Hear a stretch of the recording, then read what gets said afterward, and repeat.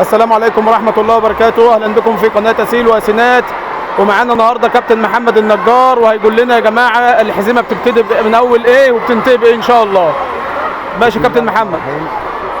أول لاعب ما بيبدأ بالحزام العادي مع البدلة، الحزام الأبيض. بعد كده بيقضي أول 3 شهور بحيث اللي بيخش المستوى الأول بيكون حزام أصفر درجة 10، بيعمل أساسيات عادية. بيجي الحزام اللي بعد 3 شهور لو اللاعب جاهز بيلعب كاتا اسمها تايكوكو شودان مع الأساسيات المسبقة، وكل 3 شهور بيعلى درجة. بعدها بياخد الحزام برتقاني. ماشي. بعد البرتقاني 8 بياخد برتقاني 7. بعد كده بياخد الأخضر درجتين 6 و5. بعد كده بياخد الحزام الأزرق 3 و4. بعد كده بياخد البني درجة 2 و1.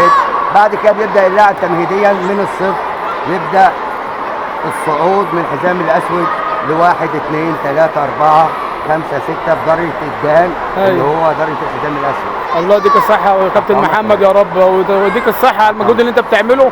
والله احنا بنشوف فعلا فيك الأطفال بتتقدم وحاجة كويسة جدا والله. ربنا يبارك فيك يا كابتن والله، ربنا يبارك فيك، ربنا يبارك فيك يا كابتن. طبعا احنا مع قناه أسيل وأسينات مع الكباتن، وبوريك ازاي بتوصل من اول حزام لاخر حزام في هذه الحلقه، وكان لازم نفيدكم مع كابتن محمد النجار. والسلام عليكم ورحمه الله وبركاته.